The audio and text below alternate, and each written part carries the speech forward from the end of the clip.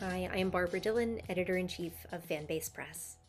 Given the impact of the Eisner Awards, their importance to the comic book industry, and Fanbase Press's own mission to celebrate fandoms, we have once again launched our annual Countdown to the Eisners coverage, where we seek to highlight the Eisner Award nominations for this year and provide comic book industry members and readers alike with the opportunity to learn more about the nominees and their work.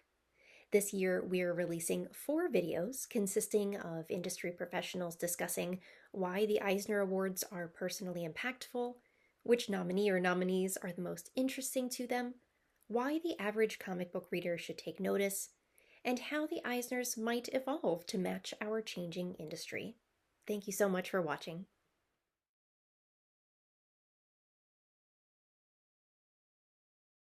When it comes to deciding how the Eisners could change, evolve, or improve, that's a hard one. I think that Will Eisner lent his name to the Eisner Awards as part of his general championing of the medium and the business of comics, and to give it a kind of seal of approval and legitimacy for the outside world to pay attention.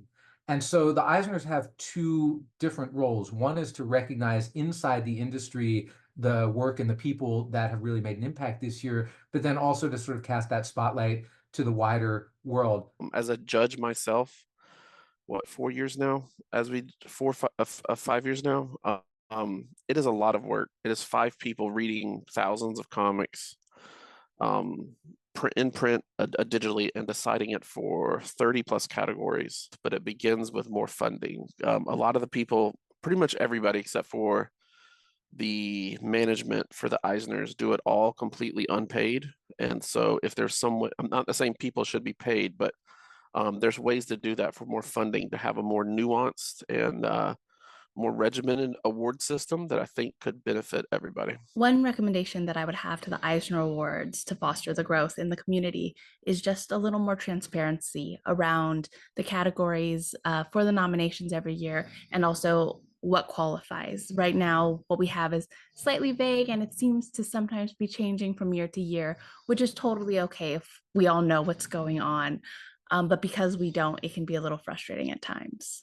One direction of growth that I would love to see the Eisners go in is really making it transparent how to nominate yourself, how to nominate your work, and keep that window open a little longer. Like an actual campaign system for how people can submit these works. Like, I realize like the jury pool is small people and they do have to read all of those things. They don't want to feel this like avalanche of things that they need to read, but at the same time, we start seeing the same wonderful creators show up every single year, and I just know that there are more comics than that. So like, I love the idea of going like, we want to read your comic. If your comic has not been seen, has not been represented, and you're super proud of it, like, let's get that nominated. Let's put that in the conversation. I think it comes from the publishers and the creators encouraging their publishers to submit, but unless you're already plugged into that process, like, it's not necessarily going to get there.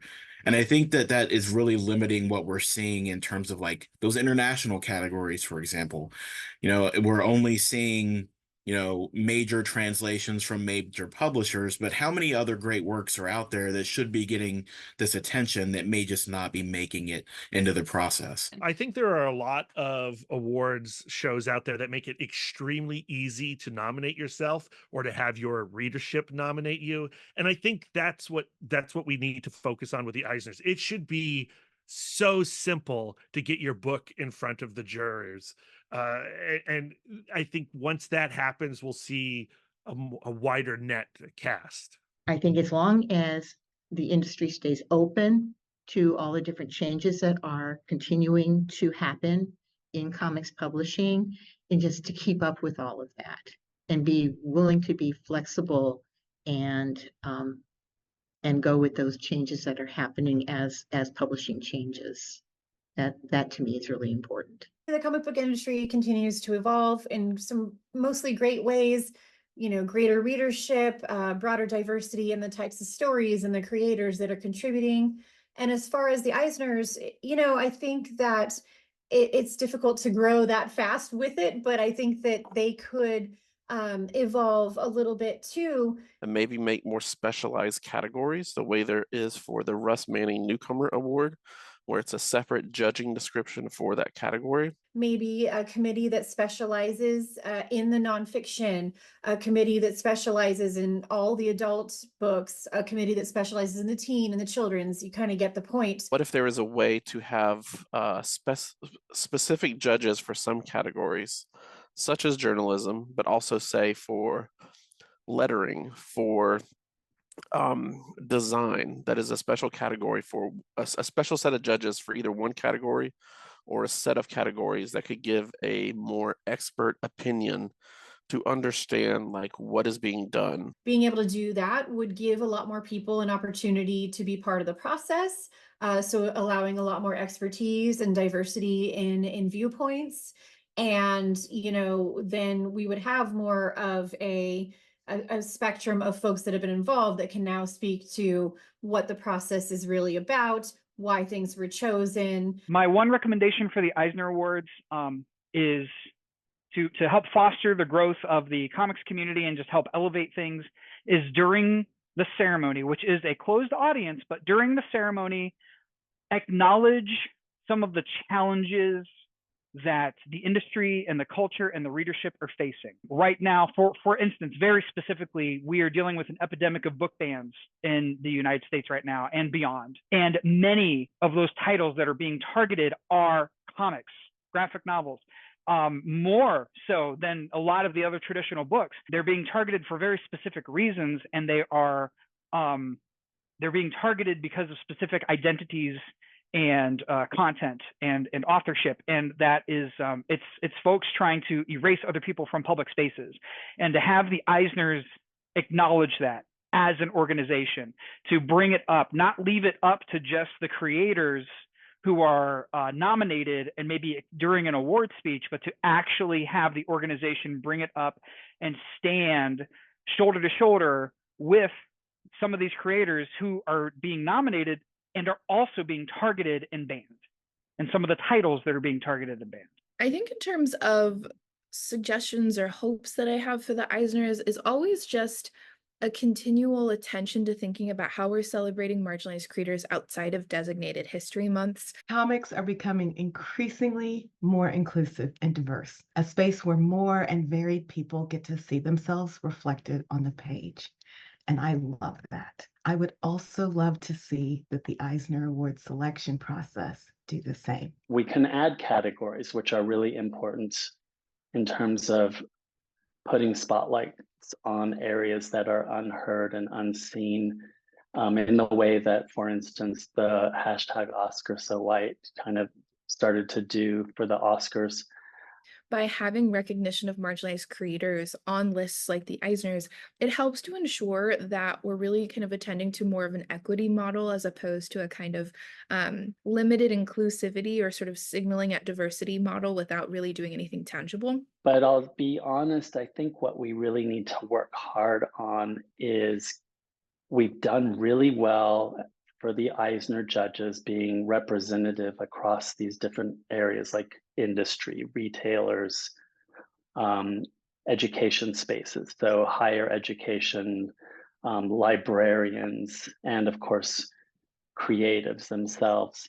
But I think within that, I would encourage us really to proactively reach out to more Latinx representation on that, say, jury or that judge panel. I look forward to the day when the judges also reflect more inclusivity and diversity, and that there are more women and people of color and LGBT+ representation than they presently do. I think that my hope is always that the judges who are, of course, so central to making decisions related to who is included on the Eisner's list always accounts for thinking about marginalized identity.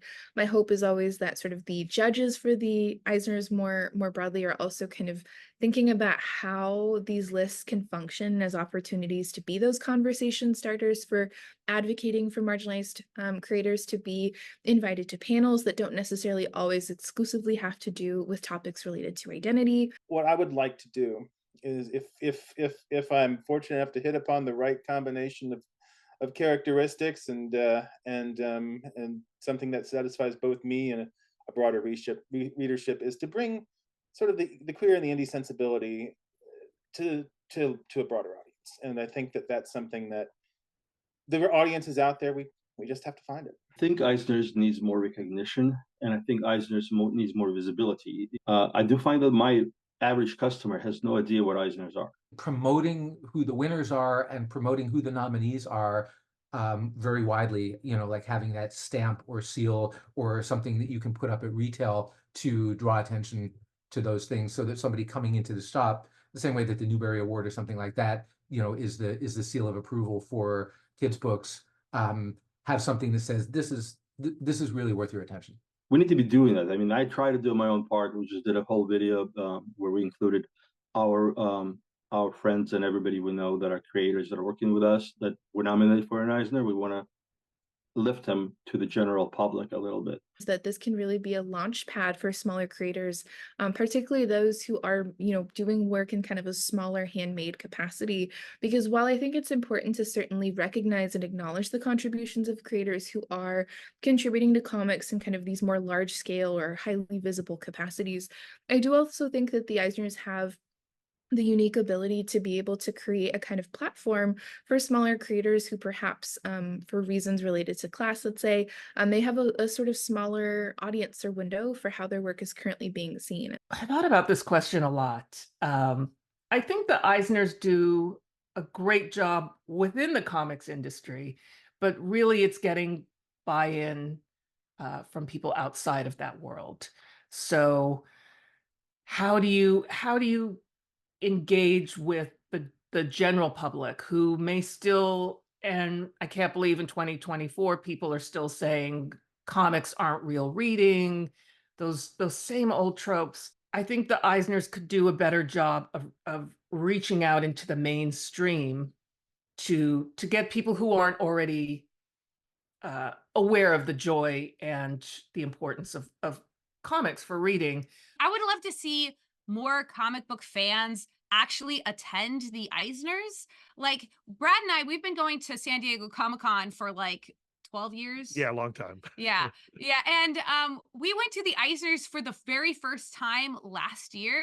And like, you think, okay, like I've been to a high school graduation, I've been to an award ceremony, it's going to be boring. You know what I mean? It's not going to be about me. It's not going to be about the audience. But honestly, as a reader, seeing these people who sit alone at their drawing table or at their laptop and they do their work, to watch them receive applause and receive adulation and use that platform to talk about what in comics they really care about was extraordinarily moving for me. And I just want more fans to have that experience. And